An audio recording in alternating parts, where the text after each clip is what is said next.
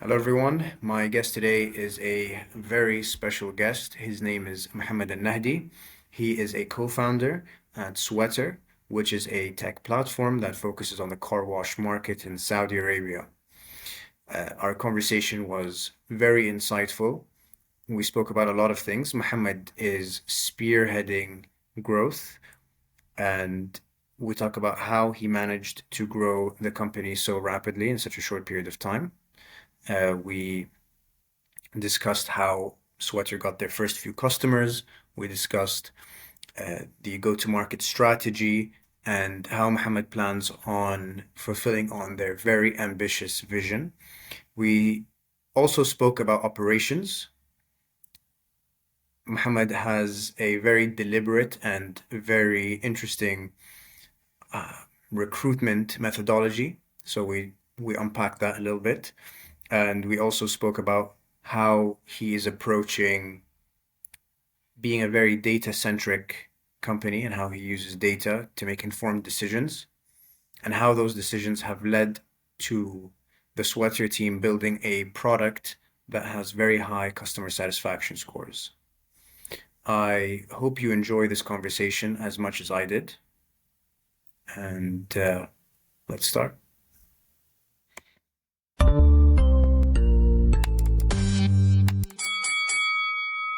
Muhammad, welcome. Welcome, welcome. Thank you, Mohammed. Thank you for your time, and would love to chat with you. Could you explain what Sweeter does exactly and how Okay. you guys are basically growing so quickly, mashallah alaikum? So in Sweater, we just as simple. We get your car washed anywhere, anytime. So we are just trying to making the journey for getting your car washed as simple as we can. Hopefully, every year it's getting more simpler. And one thing I remember, like 3, 4 years ago, when we started to develop the UX and UI in the app, especially the new version of the app. So we used to use the slogan is just Twitter is one click away. Hopefully, inshallah, within the next few months, or maybe let's say like 12 months, we are reaching this with some of like car dealership where we would love to integrate our service in the ecosystem of the car. And we just make it easy for anyone just to get the car washed wherever they park in their home or at the office or if they go shopping. We just come, get the car washed, and we leave. That's amazing. And you guys come in a motorcycle. I think people who are in Riyadh and some other major Mhm. cities in Jeddah. I think Riyadh and Jeddah you might recognize the logo. All right. It's Yes. on your pocket right now. Yes, yes, Yeah. it's here. Yes, absolutely. Yeah, it's like especially in the maybe also in the nighttime you can see it, and we are the marketing team are working to making more recognizable in terms of changing the materials of the box and how it looks. But orange usually will get your attention whenever we cross by. So how does the platform work exactly? I know that you have riders who come in with a motorcycle Mhm. and they clean the car very thoroughly. I think you have options for exterior and interior as well. Who are these riders? Are they employees from current car washes, or are Mhm. they freelancers who just want to make extra earnings? Who are they, and how do you connect them with the end user? Great. So as we spoke before, like we started with having the bikers under our sponsorship in the beginning. So we take the full cycle of the customer journey from bottom to top. So we figured out a lot of issues, a lot of challenging when delivering the service to our customers. Throughout the past few years, we aim to change how we making our business model in the supply itself. So currently, we have a partnership with operating companies that they own the fleet, they own the bike, they have all the costs related to the biker and the bikes, and we enable them with access to customers and with the latest technology solution that we can provide to make the car wash journey as simple as we can. So today, yes, we have more than, I think, 15, we have reached 15 or 20 uh, operating companies that work with us in Riyadh, Jeddah, Dammam, Khobar, and Al Jubail. And surely, inshallah, soon we will expand to other cities. And our main focus is if you are today in Riyadh, you get your car washed, and you are traveling in the weekend to Jeddah, you will find the same experience. It is difficult. Yes, it is difficult in the beginning when you import or when you onboard new SSPs. We call them SSPs, shortcut for Sweater Service Partners. So just to keep the quality as a standard and how we can keep the experience for our customer as similar to anywhere you go. And we are solving the challenges. Yes, every day we have a challenge. Yeah, I can imagine. So that's the onboarding process with these Mhm. with the partners. That's quite challenging, but it needs to be done so that you can standardize the quality across the country. Interesting.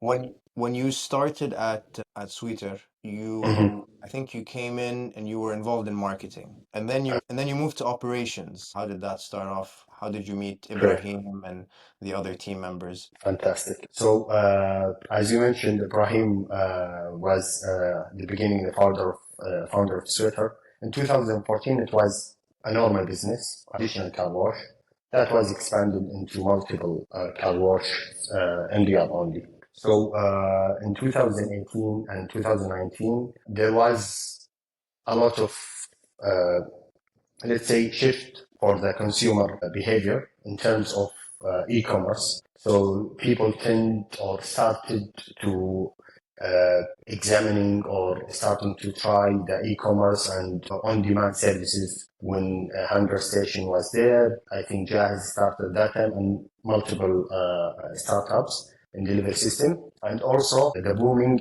e-commerce orders. So we thought, why not bring the car wash to the customer's home? And when the first batch of bikers went on the street and tried to deliver the service to the customer just for free, just to get the feedback and establish the case study itself. At that time, we met Ibrahim. I think we talked. I was inspired as well because it's a good journey. Just for my imagination, I wouldn't thought there are a lot of challenges were there in the beginning and also today, and it's normal for the business when it's in the growing stage. So I've joined as a co-founder, and then yes, I was in operation, sometimes in marketing. You have to be in everywhere, especially in the beginning of the journey. Yes, I can learn for sure, and I learned a lot, and I learn every day. Like today, I've learned a new thing for sure from like a supply team. And tomorrow, I am sure, I believe I will learn from a marketing team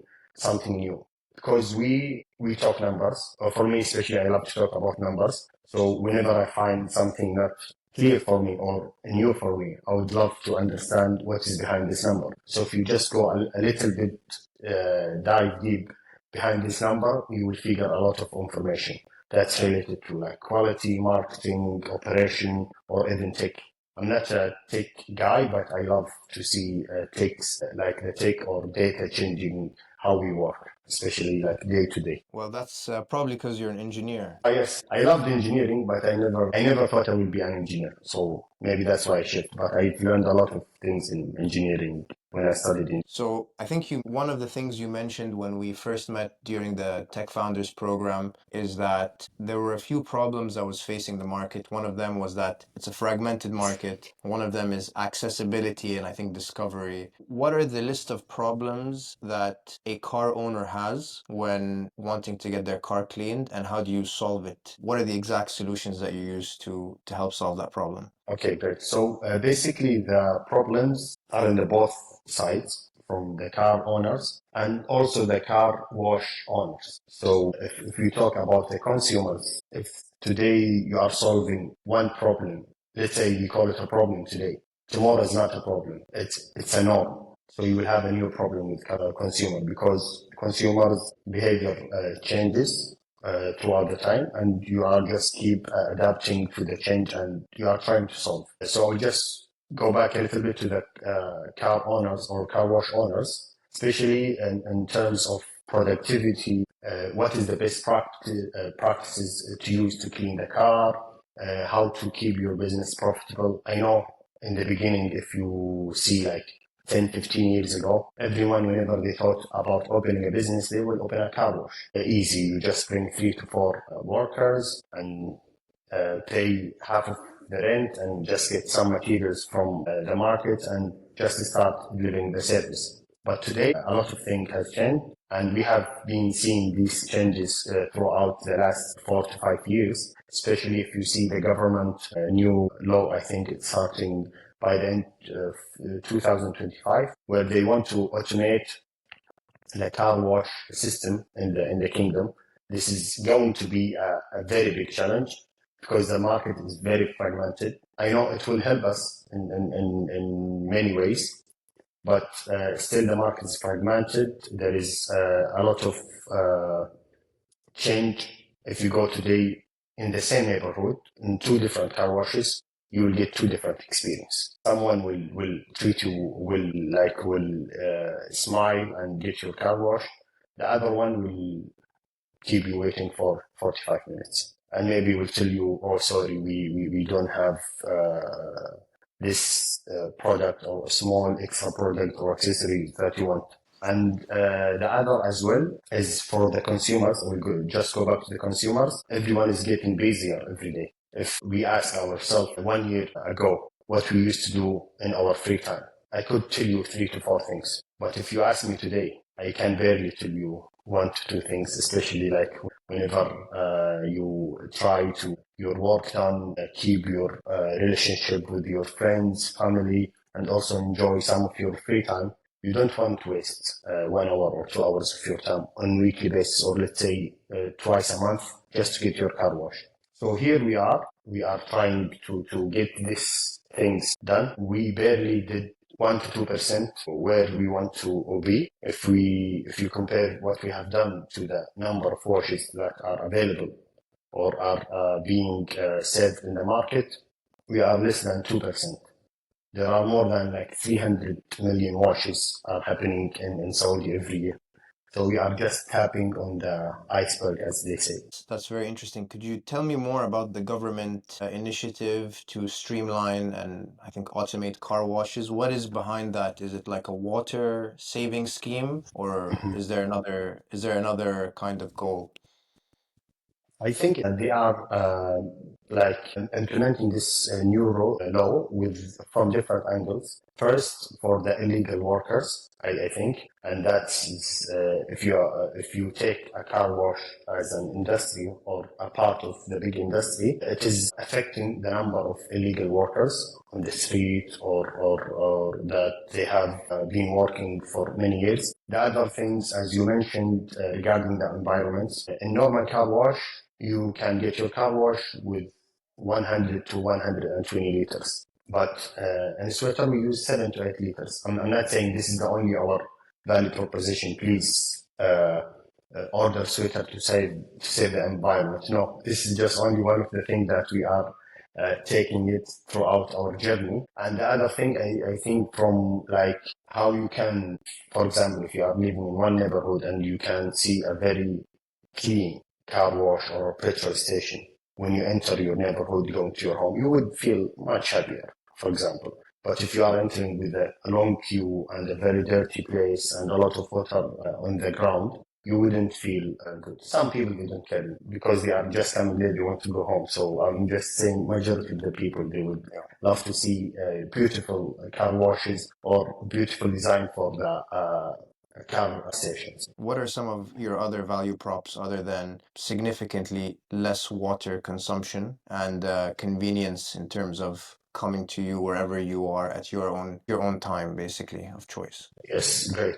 So our main value, like let's say value proposition, is not we want to save your money, we want to save your time. No, we want to keep your car clean without you realizing it, without you care about just thinking to get your car washed today or tomorrow. So we want to make the car or keeping your car clean is a habit for you and is not bothering your schedule throughout the day. So one thing I know today, we haven't reached that yet, but we are progressing day over day because you still enter the app, schedule your wash, or you order it on demand. But tomorrow, I believe, because we have your location, if you want us to come the right time, like in the morning or in the night, you can select different factors, and we can serve you based on your needs or based on your schedule. So I remember when we started like the experiment, we call it experiment external wash. We started and we believe people would love it because they didn't want to go down to open the car and get their car washed. So we initiated this in the company and we just sold it out, and we found out that people in the office, they are messaging us or raising a ticket. So we saw the number of tickets increased. So we thought there is a problem. But we found out that people are telling us, why don't you clean my car from inside? And that's one drawback of getting things fast. Because after that, we realized we didn't clarify that in the UX. We thought we understand that. So after that, we had a focus group with some customers that joined us to draft the new UX for the external wash, and we rolled it out after a week, and it worked fantastic. People was telling us, yes, we had a very good service because I didn't need to go down or even answer my phone, because the biker will reach to your place, find your car with the plate number, with the car model, and he will wash the car and just leave. So you will go Wow. down, get your car, and you will find it clean. And that's one of the things that we are always encouraging our customers to put the right information that we can help them or make their service much more easier. So right now, if I was in my office, I could get some, and I just took a picture of my car, the license plate, and pinpointed the location. I could be working, and someone can come and clean my car, Yes. just like that. Okay. Yes, externally. Yes. And that always comes with what the customer wants at the end, not what the product team or the marketing team thinks. So we are just trying to be proactive, but sometimes you have to be reactive and you have to be reactive quickly with the customer needs, especially when it comes to timing, because some people will get their car washed because they have an appointment or they are going to a party or a marriage or any other events. So they want to appear much better. Okay, that's interesting. How did you manage to get the first few customers, the initial batch of customers and users? What was your go-to market initially, and how do you acquire customers now? Okay, fantastic. So, as I mentioned in the beginning, that we had the bikers on the street getting the car washed for free. So, if you stop by a restaurant or you stop by in a shopping mall or just in somewhere else or in your office, you will find a biker. But that was in the past. So you will find a biker coming to you and telling you, I can get your car washed for free, but he just needs one thing, is getting your phone number. So they used to clean the cars for free.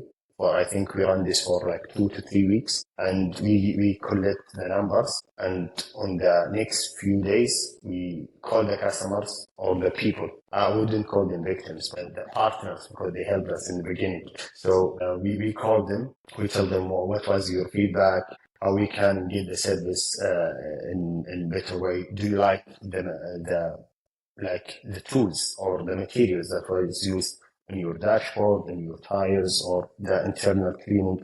I believe after 1 month, we changed everything, because when you do an on-demand service, it requires different tools, different ways of doing it, because I remember like some bikers, they used to take 1.5 hours. No, I just came to get my lunch or dinner, and I want to get to my car and go to my home or my office. So after that, we studied the technique. We did a lot of experiments, like are we going to start by external cleaning or internal cleaning? Why we are going to start with vacuuming rather than washing the outside?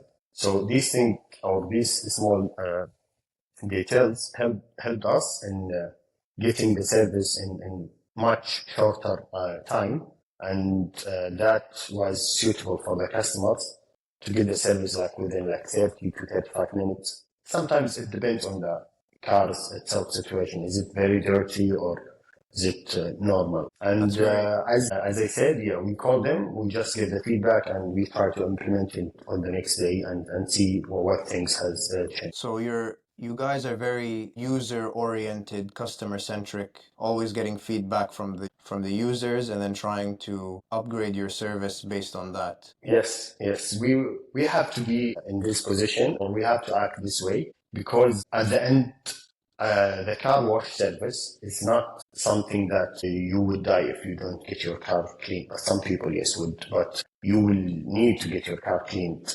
somehow, well, like once a month, if you are careless or if you don't have time. So you have to listen exactly what they want, and you have to implement the things that the customer communicate with us in the right way that they see. But I will tell you one like tip. Whatever we did like 2 years ago, we tell the customer, okay, we are coming in like 2 hours. They would be fine.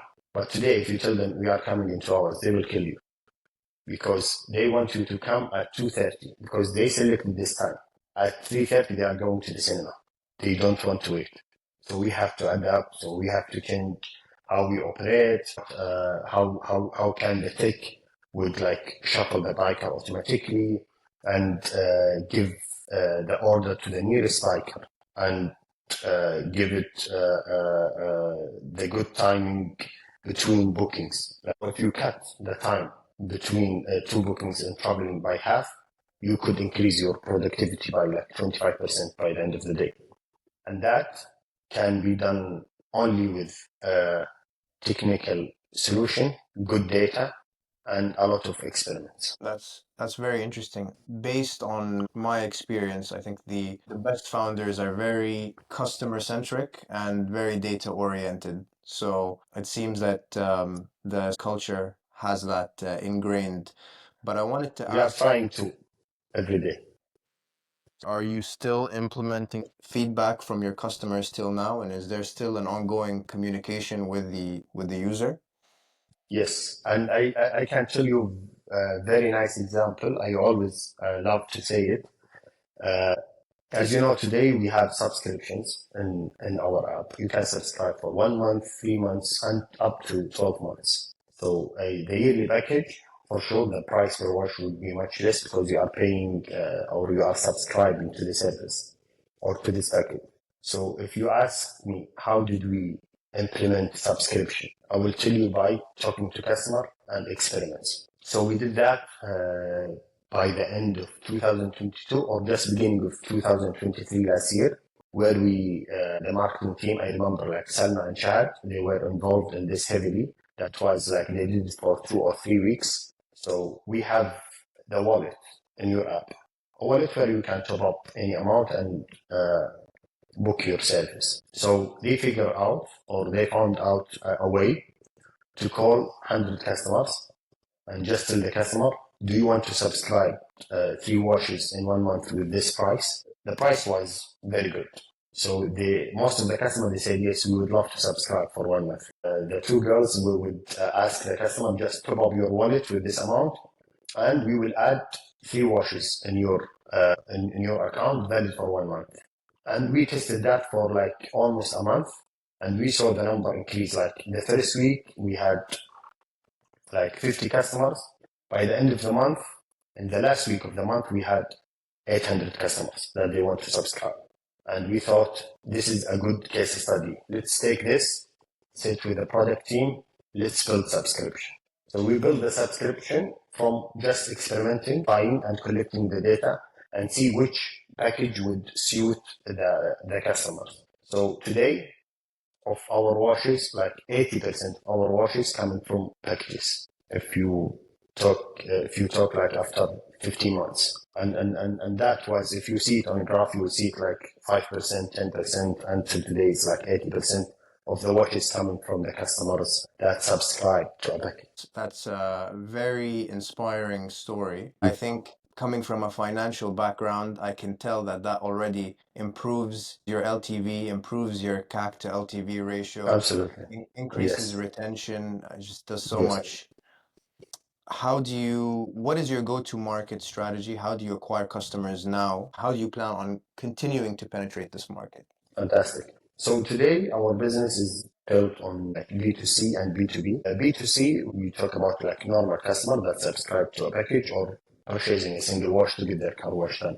But when we are talking about B2B, it's more into penetrating the market, getting deals from big cars dealers or those companies that they have a huge fleet of cars where we sell them in their place, and that takes a portion of the business itself.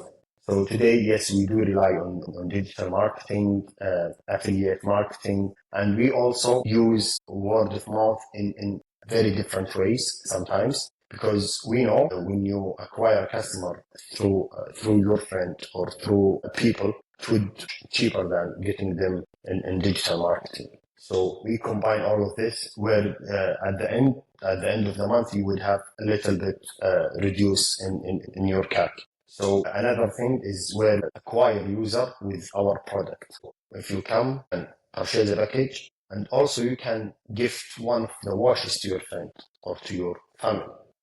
So whenever a new customer that try this service would highly use the other services or purchase a package in 2 or 3 weeks. And whenever we find out this user was acquired throughout the network, we try to communicate with them and educate them or telling them why Sweater is the best option for them. So it's more into like digital plus product led and also word of mouth. And I believe we haven't been on mega campaigns yet. When I'm saying mega campaigns or mass campaigns, you will see us on the street, you will open the phone, you will see us in your dream maybe one day. But hopefully in the next few months, inshallah, we will be running a lot of campaigns, a lot of activities that can contribute to increase on the number of users that we serve. That's great. I'm looking forward to seeing that. Inshallah. Inshallah. You recently, or maybe not too long ago, on your LinkedIn, you posted something about the Bootstrap company. Mhm. When you were participating in Tech Founders, your pitch deck had an ask slide. I wanted to know, you guys bootstrapped originally? If so, how was that journey and how was the fundraising process for you? Okay, the journey of bootstrapping, it is amazing, it is nice, but for sure it's challenging, it's tiring, and it has a lot of difficulties in it. But I can guarantee you that you would learn a lot of things, especially like we didn't raise in the beginning. It was just a small amount from family and friends. And we started to test the market, the product itself. Throughout, especially the first few years, we tried to bootstrap. We saw some, like, there are some initiatives from the government that could help you also to bootstrap and get like free consulting, giving you some access to private companies or government companies that you can provide your service. And we had to leverage these initiatives. That's Yes, through it's Mushat, free. right? Yes, through Mushat. I would thank as well Mushat on this, especially, and also other people that helped in the beginning of the journey that can make our life much easier. But the initiatives are free, yes, but you have to spend your time. You have to leverage these initiatives and you have to take it smartly and use it in your growth as well. And maybe now in the last few months, we are starting doing the fundraising, and it's going good because we have like done the MVP long time ago, and we tested like the subscription and expanded to another city. I think now this is the good time to double down on the number of washes that we are going to provide and getting the market share that we deserve, inshallah. Inshallah. You mentioned that there's a lot of logistics involved within the software that you use. So you mentioned that it automatically reroutes riders to certain places. It selects which rider should go to which user at which time, things like that. That seems very sophisticated. I think you have a fantastic team with you and a fantastic CTO who's extremely qualified. Yeah. How do you think about the engineering side of building the product? Yes, absolutely. As you know, like the CTO is also the co-founder, Osama Najjar, is who has built the team from scratch, especially the engineering team. Yes, it is a much difficult process or job to do is getting the number of washes that the biker can serve in one day. And in this industry, it is a utilization game. Those providers that will join you or that they have joined you, they joined you for many reasons. One of the reasons that they join you is they want to get more orders so that they can, at the end of the month, they complete or they get their fixed cost done. When I say fixed cost, it's just simple economic, their salary, the biker salary cost, the government cost. So if they get 2 to 3 washes a day, they wouldn't sustain 1 to 2 months. So here comes how the technology and how smart we can be to get the number of washes per biker to increase month over month, which will help our sweater service partner to increase or to push more bikers with us in many regions. Okay. I also saw that you guys are very quickly growing your team. You're always posting about job Okay. openings and I think you have a very high standard for the type of talent that works within your organization. How do you think about getting the top talent in Saudi? How do you approach that and how do you retain top talent? Fantastic. Okay. So yes, absolutely.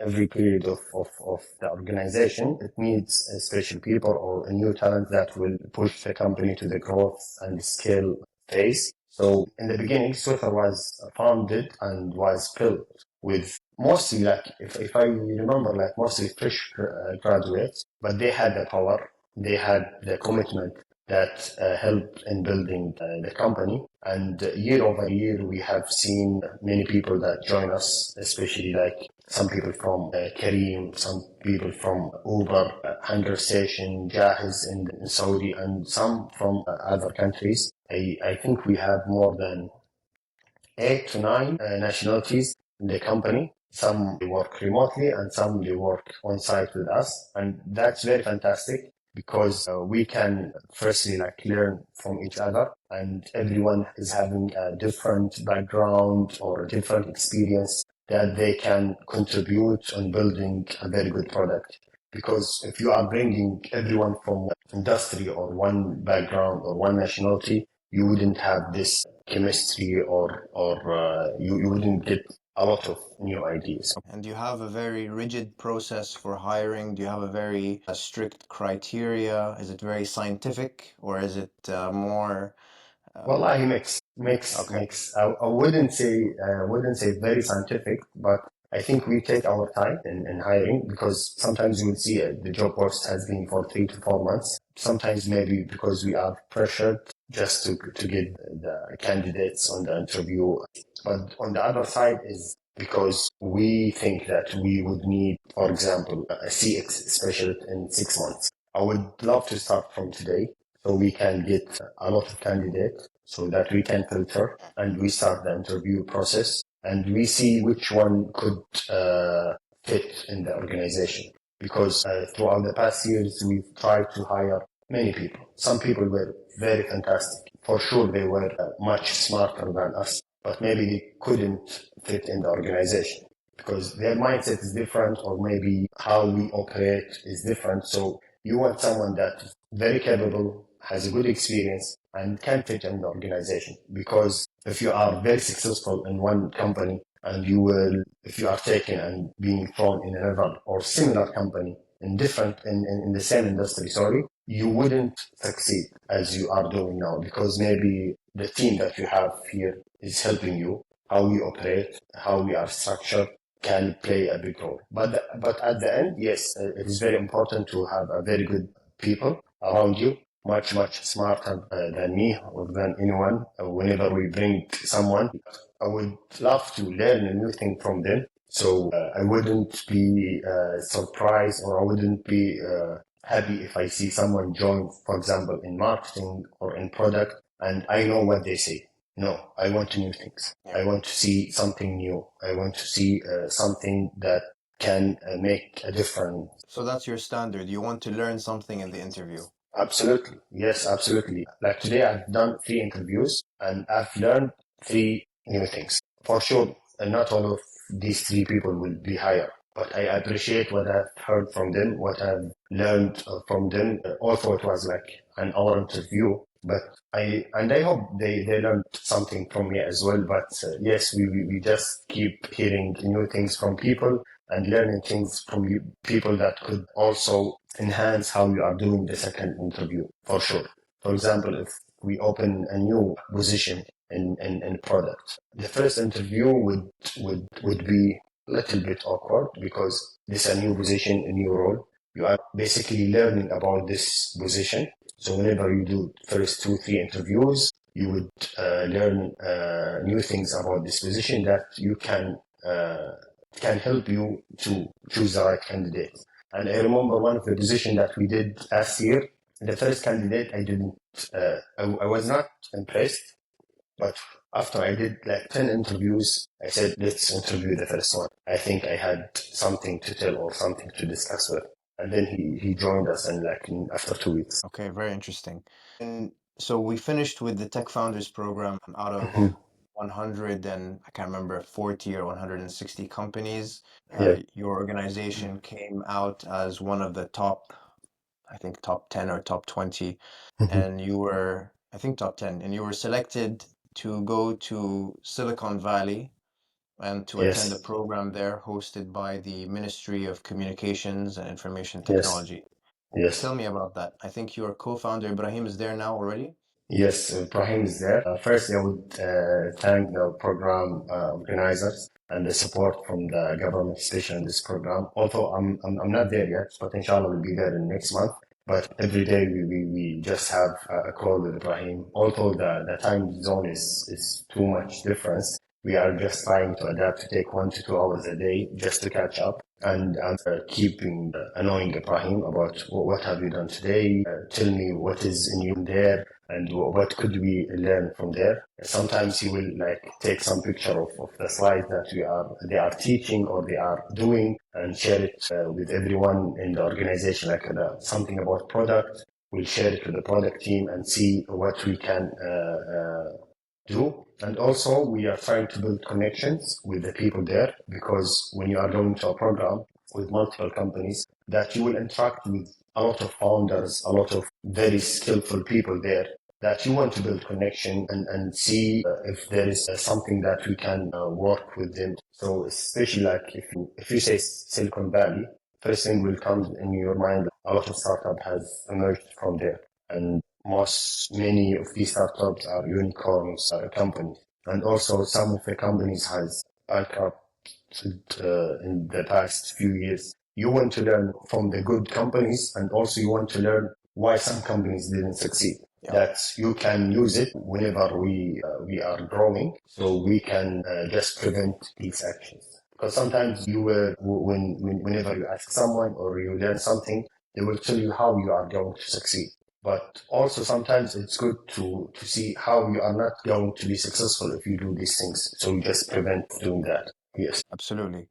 So what's the program like? I think the first part is you classroom sessions in Berkeley, University of Berkeley Yes, I think or Stanford, Stanford. yes. Yes, Okay. And Stanford, then yes. the second half, what are you doing in the second half?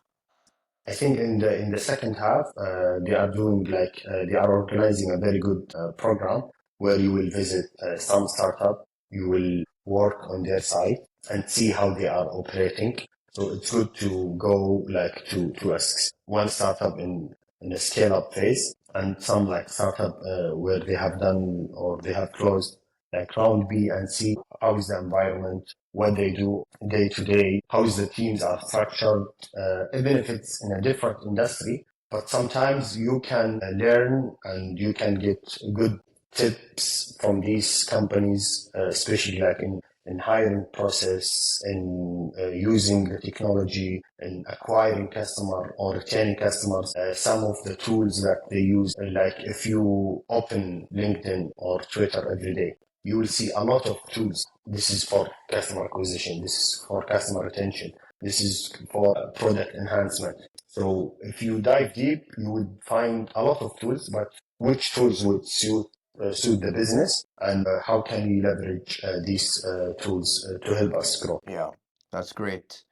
I think I think the MCIT is doing a Mhm. phenomenal job in trying to help Absolutely. enhance the startup ecosystem in Saudi Arabia. It's amazing that they were able to provide such an opportunity to Saudi startups, and I really hope they continue doing what they're doing because it's Inshallah. beneficial for the economy as a whole. Yes, yes, absolutely, inshallah. And I believe it's not only a program where we go to Silicon Valley and just take picture or enjoy the place, but I believe it's more about connection, the time and the support the MCIT are putting on this program to make it a very successful one. And I believe, inshallah, next year, same day, same time, we'll share what we have done just because of this program or after we have done this program, inshallah.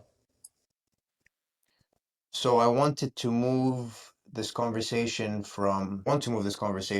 the Saudi technology ecosystem and the startup ecosystem. I know that you've met a lot of VCs, you've met a lot of other startups, you've attended multiple events. Yes. What are the main opportunities that you see in Saudi and what are the main challenges? I think for the opportunity, there are a lot of opportunities in many different industries. Although maybe for like fintech, you will see it has started to boom like 1.5 years ago. And there are many companies or many startups have emerged from the fintech industry. But I still believe, for example, like logistic industry, there is a lot of opportunity because in our operations, we also deal with some logistic companies. And there are some challenging in this industry itself. But I believe there is a very good opportunity in many industries because, alhamdulillah, like we got the purchasing power in Saudi, one of the highest in the region. If I'm not mistaken, we are like number one in the region in terms of getting things done that's related to government. Like I can do a lot of things just from my laptop in my office, from getting paperwork done, from getting a new employee from like India or Jordan, from Ukraine itself, and getting things done. It's just being much easier. And also the support from the Ministry of Communication, MCIT, regarding the new support that they are doing and the initiatives they are helping. For example, I would say like because we rely on like the hosting service, and they do provide you with very good discounts, and they can assign some consultants for you to make your hosting services much more efficient and much more faster. That will reflect on how is our customers making the order through the app. But no one notices this. You just open the app, you select your car wash, but there are a lot of things that are being done, and done much of it from the government support and from making things much easier for us to move faster. And I believe we are in right track, but there is also like some challenges, but I believe it's in the process of it for being solved, inshallah. I agree with you 100%. I think since COVID, the government has Mhm. dramatically digitized their services. Everything. And Yes. I think they, to be completely honest, put countries like the US and the UK to shame when it comes to when it comes to government services online. Yes. And I'm Yes. saying that as someone who frequently visits the US and the UK. Okay. You can't even compare. Yes, and it's changing like year by year. If you compare whatever we used to do last year with what we got today, is much better in terms of the new technology. And one thing is how quickly the government adapt. Sometimes I feel it's like a very small startup in a government that works together and start to implement new things. How challenging is it to raise capital as a startup in Saudi? And what advice would you give to other companies looking to raise capital as well? Okay. It is not difficult, but it's difficult at the same time. One advice I would say before getting much more detail or diving into this is first, focus on your product, focus on your product, and focus on your product, and then fundraise. Don't fundraise before getting your product completed. I'm not saying you have to complete everything from A to Z, but just get the basic thing and get your product live and start your fundraising. Because whatever you launch today, you will change within 2, 3 months, whatever, in terms of how you operate, how you build your infrastructure, and how you build a customer journey. You will change because whatever you do on modeling, in your like Miro account, and how your customer journey, whenever you go live, you will find the real things on the ground, and you will just keep changing. And for raising capital, I think it is not that difficult, but it needs time. It needs mentorship from people that they have done this multiple times. And I believe there are more or many accelerators that they provide these services, this help for founders to get the fundraising done. And you just have to build your network, connections, and just keeping things simple between the founder and the investors. And you don't have to worry too much about it, because if you worry too much about it, you will forget about your product or about your customers, and that's very important. If you were giving advice to someone who is just starting up and either had an idea or was in the beginning phases of executing their idea, what would that advice be? Okay. I hope I'm in a position for giving an advice, but I would share like a very simple advice is how you can read things and act quickly, and don't stick to your idea if you love it. If you see the numbers are telling you it is bad, you have to believe it's bad. If the numbers, the graphs is showing you there is some promising things, just follow it, and you will find amazing things.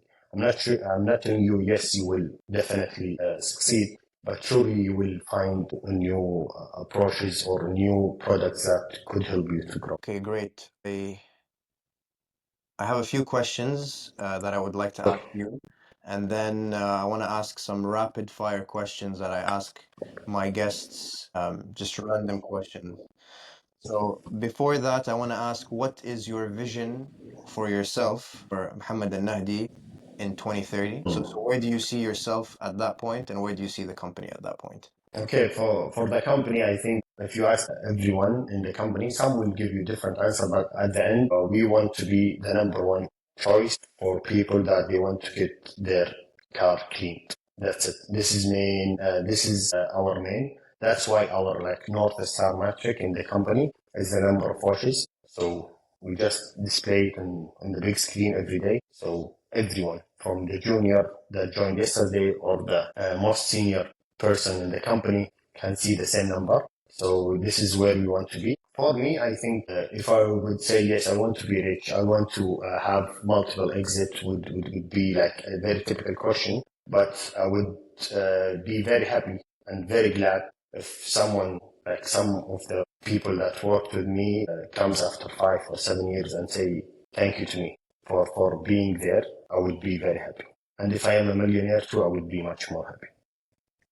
I'm sure. Okay, Okay. so the rapid fire questions. Number one, what Mhm. is the number one most book that you either gift to people or that you would recommend uh, Mhm. for an entrepreneur to read? Okay, I think one book I like and I read recently, it's called Think Big, which gives some example of use cases for people that failed or they succeed because they thought big or they never thought big. So if you ask today, are you going to be the number one car washes in 3 years? I would say yes, I want to be in the worldwide. I wouldn't say just Saudi. I know it may happen, it might not happen, but I would love to think big in terms of many things. And if I would give someone a book, I would give Okay. What is your ideal vacation spot? on the beach, anywhere Any with a any clear yes. particular country or No. destination? Yes, not typically, but somewhere is very quiet. I don't need to use my phone to navigate. Just very flat beach and good food, and that's Knowing your schedule, that probably will happen post exit. inshallah much more post exit, but from now and then during the work, because you can just go for like 3 4 days and you come back, you just refresh and you can get back to work. And last question, what is your favorite cuisine? Saudi wallah. Which I've what's tried a lot of cuisine, yes, but I really enjoyed Saudi cuisine. especially like from the heavy dishes to dessert or even drink. So even though like I've tried some Saudi cuisine outside of Saudi, it's not that good. So whenever I just come back, I will just eat the food here. Okay, amazing. And if somebody wanted to reach out to you, either for an opportunity, either just to connect, the best place to follow you, what's the best way to find you online? Yeah, I think through LinkedIn. Also, I'm not that active, but I try to be active from now and then. But I just like to communicate from anyone, and I reach out to people as well. I'm a type of a guy like, especially in work, when we are open a new position, we do a normal process in terms of hiring. But sometimes I love find people on LinkedIn and just message them. I tell them there is this opportunity. Would you like to join? And I think 3 or 4 people in this company has joined through this way. Okay, great. Mohammed, I really appreciate your time. Thank you. I'm looking forward to seeing Switter's progress over the next 2, 3 years. Inshallah. And Inshallah. yeah, appreciate it. Thank you so much. Thank Thank you. Myself.